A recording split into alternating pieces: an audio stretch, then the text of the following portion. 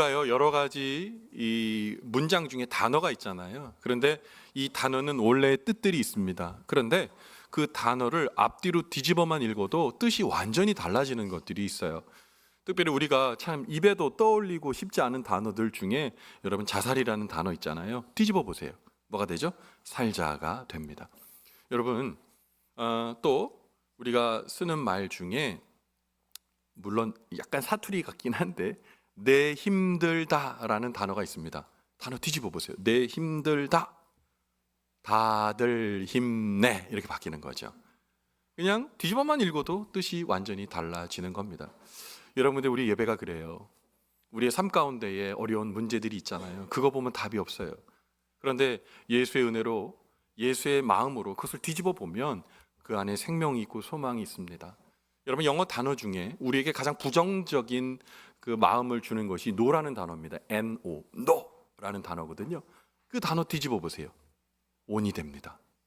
오늘 마음 가운데 부정적인 생각, 마음의 어려움, 또 여러 가지 부정적인 생각들이 오늘 있다면 오늘 말씀을 들을 때 그 놀라우신 하나님의 은혜의 불이 켜지고 생동감 있는 하나님의 은혜가 우리를 지배해 이끌어 새로운 곳으로 우리를 인도해 주실 줄 믿습니다. 오늘 그 예배의 자리에 우리 하나님을 바라보시기를 바랍니다. 며칠 전에 내년에 있을 2026년에 북중미 월드컵 최종 예선 경기가 우리나라에서 있었습니다.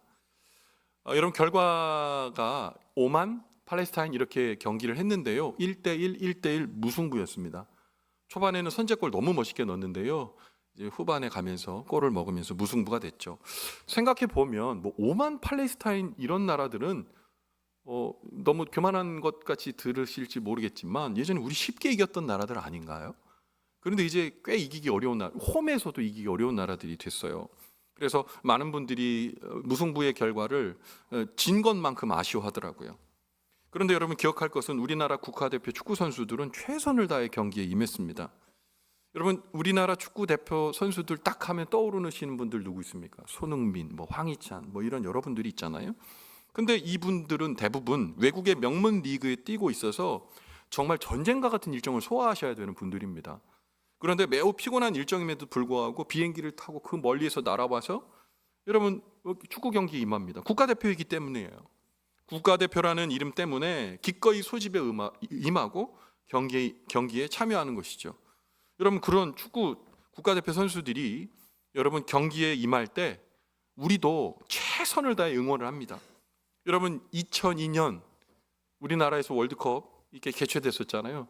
그때 응원 안 해보신 분 있어요? 대한민국 그러면 우리 지금 여기 예배 아주 거룩한 자리를 박수는 못 치지만 막 치고 싶으셨을 거예요. 2002년은 정말 월드컵으로 나라가 뜨겁게 달궈졌었습니다. 여러분 그때 응원하는 재미 있으셨죠? 계속 올라가면서 극적인 승리를 거두며 온 국민이 하나 되었을 때예요. 모르는 사람이 내 차 위에 올라가서 방방 뛰면서 대한민국에도 아무런 얘기한 적이 없어요. 더 좋아하고 즐거워했었죠.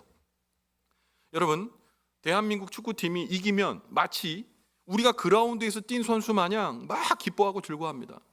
사실 우리나라 축구 대표팀이 경기에서 이기고 월드컵 최종 예선을 다 통과하고 월드컵에 진출하면 여러분 우리 100만 원씩 주죠. 100만 원씩 주죠. 준다고 했는데 100원은커녕 10원도 안 줍니다. 우리가 열심히 응원해도요 우리에게 혜택이나 이득이 없어요.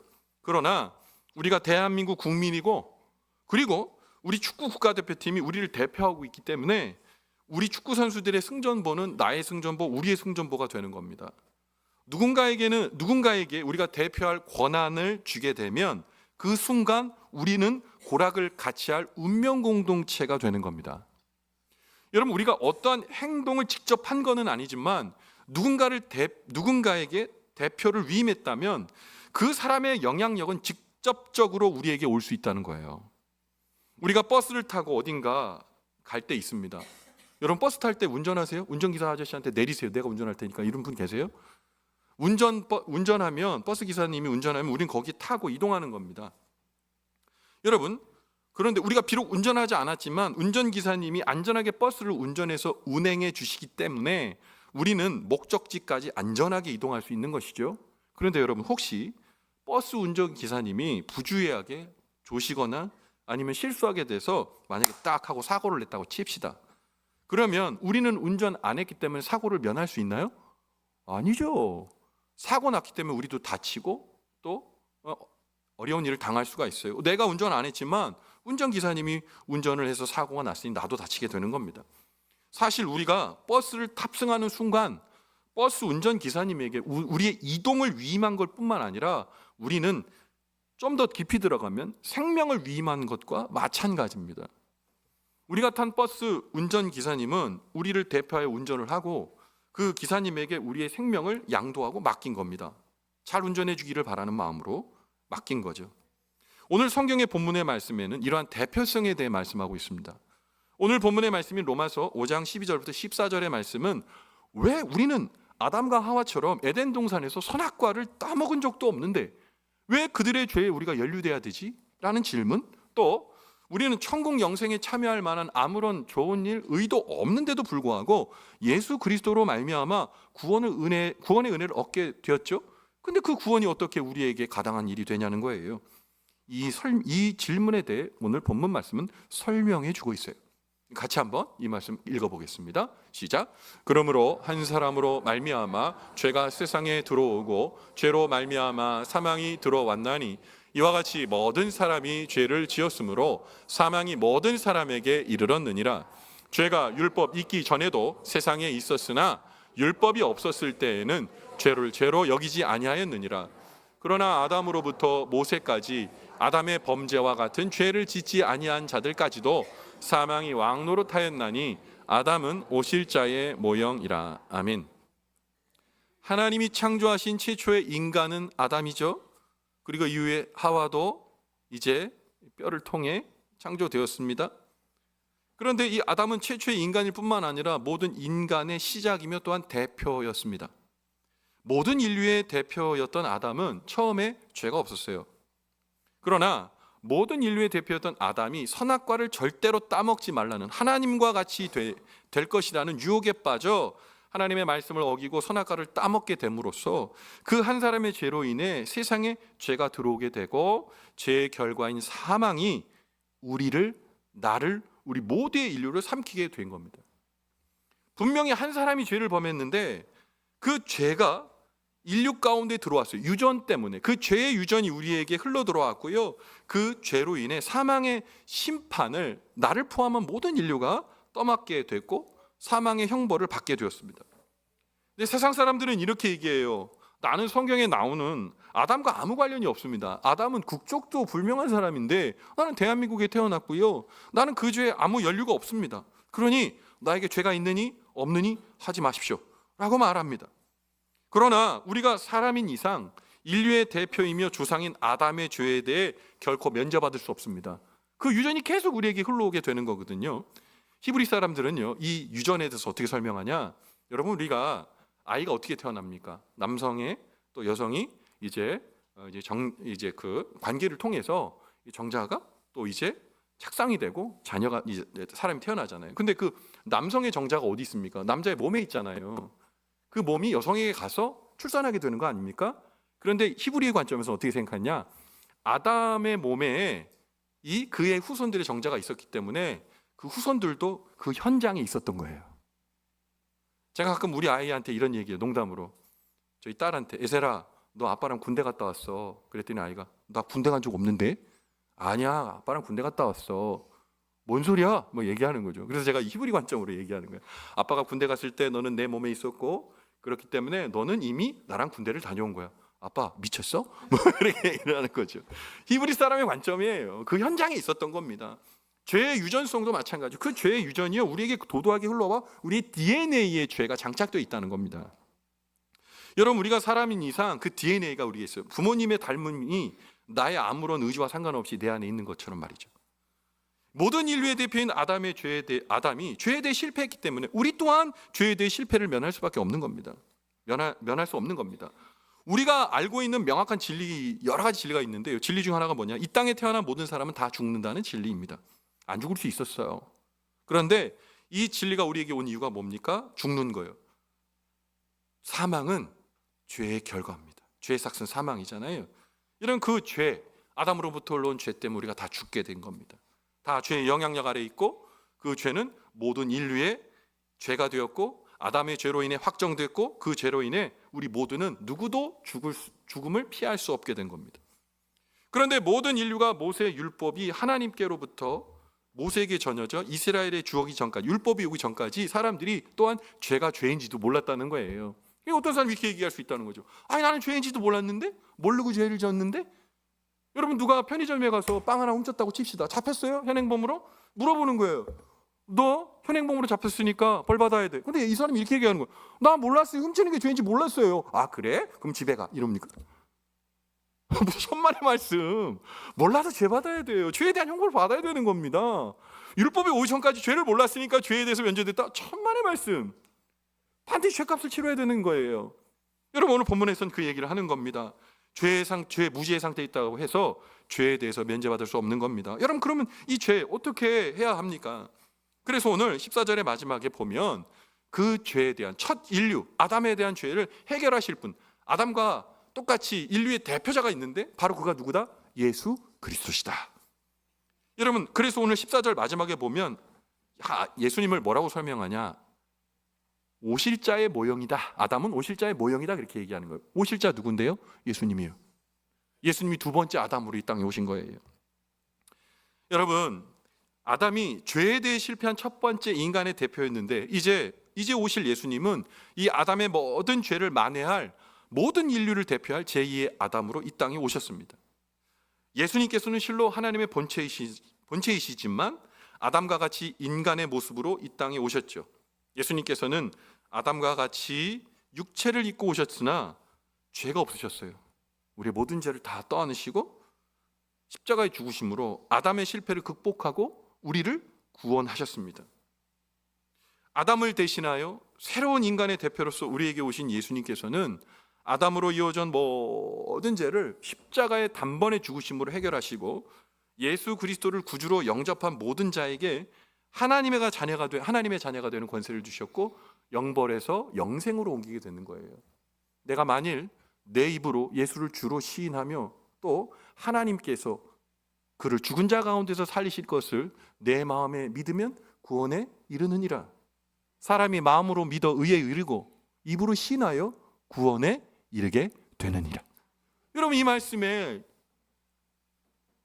설명하는 이 구원이 바로 아담 말고 예수님이 우리의 대표가 되시면 일어나는 일입니다. 여러분, 놀라운 구원의 은혜 로마서에도 계속해서 설명하고 있는데 로마서 5장 15절에 다음과 같이 기록하고 있어요. 같이 읽어봅니다. 시작.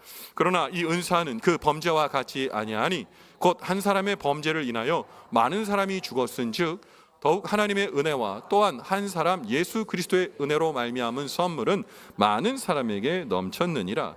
최초의 인류인 아담은 모든 인류의 처음 대표로서 그 범죄로 인해 많은 사람을 사망의 길로 인도하였지만 그 사망의 길은 누구도 막을 수 없었어요. 정해진 이치였어요. 그러나 우리를 구원하기 위하여 오신 하나님의 독생하신 아들이신 예수님은 우리를 대표하여 십자가에 죽으심으로 예수님을 믿는 자들에게 구원의 선물을 주셨는데 어떻게 주셨냐? 넘치도록 주신 거예요. 아담은 죄에 대해 실패한 인간의 대표였지만 예수님은 죄에 대해 승리하시고 하나님의 구원과 영생을 선물로 우리에게 주신 인간의 대표셨던 거예요. 아담으로부터 시작된 엄청난 죄를 예수 그리스도의 보혈의 압도적인 은혜로 무효로 만들어 이제 죄인된 우리가 예수 그리스도의 보혈 공로에 의지함으로 의롭게 되었습니다. 믿으십니까? 카톡이에요? 여러분 믿으십니까? 여러분, 이 분명한 믿음이 우리에게 있어야 되는 겁니다. 그래서 예수의 보혈 공로에 의지한 자, 그 사람이 어떻게 되느냐? 오늘 로마서 5장 16절에 말씀하고 있어요. 같이 읽어봅니다. 또 이 선물은 시작. 또 이 선물은 범죄한 한 사람으로 말미암은 것과 같이 아니하니 심판은 한 사람으로 말미암아 정죄에 이르렀으나 은사는 많은 범죄로 말미암아 의롭다 하심의 이름이니라. 아멘. 그럼 이제 이 땅을 살아가는 우리에게는 인류를 대표하는 아담과 예수님 가운데 누구를 선택해야 하는 선택의 문제가 이제 남게 된 거예요. 죄라는 고리타분한 명제에 집착하지 않고 그것이 나와는 아무런 관계가 없는 일이고 세상 법칙과 논리대로 살아갈 것이고 그저 나의 삶에는 영원이나 영생이나 천국 같은 것은 없고 현실의 삶에 나름대로 충실히 살다가 어느 날 오는 죽음을 담담하게 맞이하겠다라고 말한다면 이 사람의 고백은 아담의 길을 선택하며 아담의 삶을 대표로 인정하는 삶입니다. 세상의 사람들이 그렇게 살아갑니다. 여러분 예수님 안 믿는다고 여러분 밥 세 끼 먹는 거 어려워져요? 여러분 예수님 안 믿는다고 여러분 우리에게 박탈되는 권리가 있습니까? 있어요? 없어요. 근데 여러분 여기 왜 와 계신 거예요? 여러분 우리가 인생에서 예수 그리스도의 영생과 구원이 없으면요 우리는 질주하는 인생을 살아갈 수밖에 없어요. 앞뒤 안 보는 경주마, 앞만 보고 달려가는 경주마. 우리 인생의 마지막 끝자락이 어딘지 무엇을 하게 될지도 모르면서 그냥 허무 속에 달려가고 영벌을 향해 달려가게 되는 겁니다. 그러나 나로서는 도저히 해결할 수 없는 죄 문제를 예수님께서 보혈공로에 의지하였다. 보혈공로로 죽어주셨다. 그것에 의지하고 맡기며 예수 그리스도를 구주로 믿어 하나님의 자녀가 되고 예수 그리스도가 열어놓으신 천국 영생의 길을 따라가는 사람의 대표는 누가 되는 겁니까? 아담이 아니라 예수 그리스도가 그의 대표가 되시는 거예요. 오늘 본문의 말씀인 로마서 5장 17절의 말씀은 자신의 삶의 대표를 누구로 정하며 누구를 자신의 삶의 왕으로 모실 건가에 대한 힌트를 말하고 있는데요. 같이 한번 읽어봅니다. 로마서 5장 17절입니다. 시작. 한 사람의 범죄로 말미암아 사망이 그 한 사람을 통하여 왕노릇하였은즉 더욱 은혜와 의의 선물을 넘치게 받는 자들은 한 분 예수 그리스도를 통하여 생명 안에서 왕노릇하리로다. 아멘. 오늘 본문은 누구를 의지하고 선택하고 믿느냐에 따라 그 절대적 영향력 안에 들어가는 것을 왕노릇한다라고 말씀하고 있어요. 예수님이 오시기 전에는 아담이 왕노릇한 것 같았습니다. 그러하기에 사망을 이기는 사람은 단 한 명도 없었습니다. 아담이 왕노릇하는 인생은 사망 앞에서 무기력하게 죽을 수밖에 없는 존재인 겁니다. 그런데 이제 아담이 왕노릇하는, 즉 사망의 왕노릇 시대가 종식될 때가 왔습니다. 이제 하나님의 독생하신 아들인 예수 그리스도가 오시면서 사망의 시대에서 영생의 시대로 바뀌게 된 거예요. 이제 우리가 우리의 삶을 그리고 우리의 왕을 아담에서 예수님으로 바꾸기만 하면 예전의 삶은 사망의 왕노릇하던 때라면 이제는 생명이 왕노릇하는 시대로 바뀌게 된다는 말입니다. 왕노릇한다는 것은 누군가의 통치를 받는다는 거예요. 제가 김정은 정권의 치하에 살게 되면 저는 김정은 정권의 이 포갑에서 살 수밖에 없는 겁니다. 제가 한 유튜브 채널에서 여러분 아우지라고 들어보셨어요? 아우지 탄광? 옛날에 막 우리나라 막 이제 예전에 코미디 하시는 분들이 막 북한 얘기하면서 뭐 잘못하면 아우지라요 막 그랬잖아요. 재밌을 줄 알았는데 이게 아우지 막 그거 있지 않습니까? 아우지 탄광이 진짜 실제로 존재하더라고요. 근데 아우지 탄광에서 탈북하신 분의 이야기예요. 근데 이분은요 아우지 탄광에서 태어났습니다. 눈 떠보니까 아우지예요. 그런데 아우지에는 어떤 사람들이 사냐? 아우지 탄광에 어떤 사람들이 사냐? 북한의 정치범 그리고 국군 포로의 가족들을 모여 살게 하면서 그들에게 계속된 탄광 노역과 가혹한 학대를 행했다고 합니다. 근데 이분이 어렸을 때 꼬맹이였을 때 아버지가 다른 일이 없어 다 아우지에서 탄 채취하는 거예요. 근데 뭐 보호 장비라도 제대로 줬겠어요? 탄에서 나오면 그냥 새카만 석탄으로 얼굴이 까매지는 거예요. 그래서 이분이 수고한 아버지 어떻게든 달려가서 아버지 찾아보려고 보면 아버지가 누군지를 몰라. 탄이 너무 다 뒤집어 썩어져가지고 씻지 않는 이상 알 수가 없었다는 거예요. 못 먹고 못 입고 집 없고 정처 없고 모든 고통을 다 당하면서 놀랍게도 괜찮았대요. 왜? 세상이 모두 그런 줄 알았대요. 세상의 모든 사람들이 다 그러고 사는 줄 알았다는 거예요. 근데 어느 날 이 아우지 탄광에 있는 사람들은 이 여행증을 발급받지 않으면 어디도 갈 수 없답니다. 근데 아이들은 너무 어린 아이들은 여행증이 없어도 그냥 가나보다 오나보다 그런 감시가 좀 허술하답니다. 이분이 7, 8살 됐을 때 아버지의 심부름으로 어디를 다녀오는데 아우지 밖에 나갔는데 그 바깥이 그분의 눈에는 살만한 곳이더라는 거예요. 아우지보다는 살만한 곳. 세상에 이런 데가 있어? 그런데 나이가 먹고 이제 청소년 때 결정적으로 뭘 봤냐? 한국 드라마를 보게 된 거예요. CD로. 대한민국이요? 천국이야. 눈으로 보고 믿을 수 없어요. 눈으로 보고도 믿을 수 없을 만큼 너무너무 좋았다는 거예요. 아버지한테 얘기했죠. 아버지도 알고 있는 거예요. 몇 년이 지난 후 탈북을 합니다. 자신의 가산을 다 팔아서 식량으로 다 바꿔요. 그리고 탈북하면서 여러 가지 죽을 정말 위험과 어려움을 다 당했는데도 불구하고 육로를 통해 2003년에 드디어 대한민국에 오게 됐다는 거예요. 와서 보니까 이제 김정은 통치하에 살지 않고 대한민국 자유대한의 통치를 받게 되었잖아요. 근데 이분이 하는 말이 내가 하고 싶지 않은 것을 하기 싫다고 얘기하고 거부할 수 있는 권리가 있다는 게 너무 좋았다는 거예요. 그리고 내가 열심히 일하고 수고한 대로 몫을 얻을 수 있는 거. 이분이요 지금 서울에 큰 집을 자기가 자가로 구입을 했어요. 열심히 수고하고 있었어요. 근데 더 놀라운 건 뭐냐면 호주에도 집이 있어요. 좋은 남편 만나서 열심히 수고해서 돈 많이 벌어서 호주에도 집이 있는 거예요. 이렇게 얘기합니다. 전 너무 행복해요. 전 너무 좋아요. 물론 많은 이야기를 여기서 할 수 있겠지만 그가 살아가는 통치권이 달라지니까 그의 인생이 완전히 천배만배로 확 바뀌게 된 거예요. 근데 중요한 건 뭐예요? 그가 갖고 있었던 그 아오지 탄광의 김정은 정권의 통치 아래 그냥 머무르지 않고 움직였다는 거예요. 탈북했다는 거예요. 자유대한의 품으로 안겼다는 거예요. 여러분 오늘 제가 드리는 말씀을 논리로만 받아들이지 않았으면 좋겠습니다. 우리의 삶을 아담으로부터 예수로 옮기게 되는 놀라운 은혜가 있게 되기를 바랍니다. 삶이 변화되기를 바랍니다. 그 은혜로 살기를 바랍니다. 달라지는 겁니다.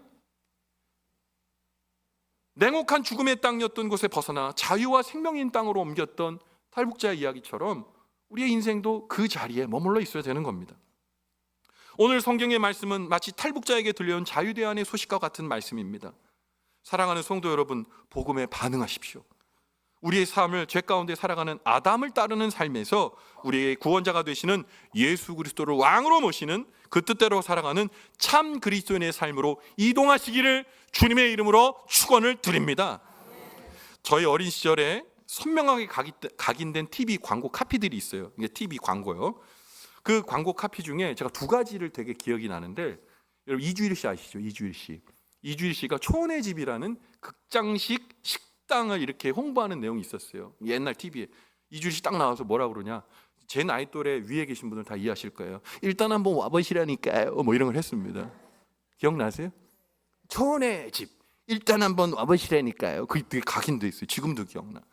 두 번째 광고 카피는 지금이야 이제 LG 가전으로 이제 바뀌었지만 옛날 럭키 금성이었잖아요. 그렇죠? 그런데 그 럭키 금성 광고에 카피가 있어요. 제가 선창하면 여러분 바로 내가 이걸 어떻게 알지 하고 따라 나오실 거예요. 뭐 젊은 분들은 모릅니다. 뭐냐면 순간의 선택이 다 알잖아요. 배인종 고사님 와가지고 정확하게 말씀해요. 순간의 선택이 10년을 좌우한다 이거예요. LG의 되게 오래된 카피였습니다. 한번 가전제품 잘 사면 10년, 옛날에는 지금이야 뭐 디자인 뭐 여러 가지 좋았지만 우리 어머니들, 우리 아버님들 옛날에 어땠어요? 가전제품 하나 사면 제일 중요한 게 뭐예요? 고장 안 나야 돼. 볼품 없어도 상관없어. 10년 정도 이렇게 탄탄하면 좋아. 여러분 그때 이게 참 기억에 남을 카피였거든요. 순간의 선택이 10년을 좌우하고요. 10년의 행복이 좋은 가전제품 선택하는 데 있다는 거예요. 여러분 근데요, 우리의 인생들이 인생을 맡길 만한 왕을 누구로 선택하느냐에 따라 인생 전체가 달라지는 겁니다. 영벌이 될지 영생이 될지 인생 전체가 달라지는 거예요. 여러분 한 번뿐인 인생이에요. 우리가 각자에게 주어진 이 한 번뿐인 인생은 연습도 없고 두 번의 기회도 없습니다. 바른 길 가셔야죠. 바른 길 걸어가셔야죠. 맞는 길 걸어가셔야죠. 이런 말이 있답니다. 파리를 쫓으면 변수 주변을 어슬렁거리게 되고 꿀벌을 따라가면 어디로 갈까요? 꽃밭을 거닐게 된다는 거예요. 여러분 어떤 인생 우리 선택해야 할까요? 나는 누구를 따라 인생을 살아야 할까요? 나의 인생의 진정한 왕은 누구일까요? 오늘 이 질문에 우리는 분명한 대답할 수 있어야 합니다. 아담으로부터 흘러들어온 죄로 인해 영벌받아 마땅한 우리를 위해 하나님의 번체이신 독생자 예수님께서 나를 위해 십자가에 죽으심으로 우리에게 영생의 구원을 허락하신 그 주님의 놀라운 사랑, 묵상하고 기억하는 절기가 바로 사순절의 절기입니다. 여러분, 어느 만큼 와 있어요? 우리 안에 누가 왕노릇하고 있어요? 우리 입술로는 하나님이 왕노릇하고 있다고 말하지만 내 마음 가운데 진짜 하나님이 왕으로 자리 잡고 계십니까? 또 반대로 나는 하나님이 왕노릇하고 계시다고 마음으로 믿어. 그리고 내가 확신한다고 말하면서 그 누구 앞에서 시인하지 못하는 사람 우리 아니에요? 마음으로 믿어 의에 이르고 입으로 시인하여 구원에 이르느니라. 로마서 10장 10절 말씀. 사랑하는 성도 여러분, 내 인생을 이제 누구를 따르신가에 대한 선택 분명해야 합니다. 우리에게 새 생명 허락하신 주님을 우리의 왕으로 모셔드리고 우리의 삶에 예수 그리스도로부터 오는 구원을 확신하며 주님께서 기뻐하시는 구원의 삶을 살아내는 사람, 오늘 이 말씀 듣는 우리 모두가 되어 2025년 사순절은 주님의 은혜를 기억하는 복된 절기였다. 기억하게 되는 우리 모두의 축복의 걸음이 되시기를 주님의 이름으로 간절히 축원을 드립니다. 아멘. 기도하겠습니다. 하나님 아버지, 주님의 은혜와 사랑에 감사를 드립니다. 하나님, 왜 우리를 사랑하셨습니까? 왜 우리를 하나님 자녀로 삼아 주셨습니까? 영벌받아 마땅하고 그 길로 질주하고 있는 우리를 아버지여 멈춰 세워 영생의 길로 이끌어 주신 이유가 무엇입니까? 그저 우리를 사랑하셨기 때문에, 사랑해 내셨기 때문에 아버지, 우리가 그 은혜 안에 거하게 되었습니다. 아무런 생각과 자각 없이 입으로 그리스도인이라고 시인하고 말한다 하면서 하나님, 그것이 내 마음에 깊은 고백과 깊은 간증이 되지 못했던 것 주님 앞에 회개합니다. 나는 어디에 있습니까? 나는 어디로 가야 합니까? 하나님 아버지, 오늘 주신 말씀이 우리의 은혜의 뇌관을 터뜨려 주시기를 바랍니다. 도와주셔서 주님을 따르는 인생 되게 도와주시옵소서. 도와주셔서 주님께서 왕노릇하는 나의 인생이 되게 도와주시옵소서. 아버지, 오늘 사순절의 4번째 주간을 지나고 있습니다. 하나님, 우리의 왕이신 예수님 내 마음에 모시며 주님이 주신 변하지 않는 영생 구원의 감격 안에 머물게 되는 천국을 바라보며 예수를 바라보며 기쁨을 손에 쥐는 믿음의 사람, 오늘 우리가 되게 축복하여 주시옵소서. 함께해 주실 것을 믿고 확신하오며 예수님 귀하신 이름 받들어 간절히 기도 올리옵나이다. 아멘. 말씀을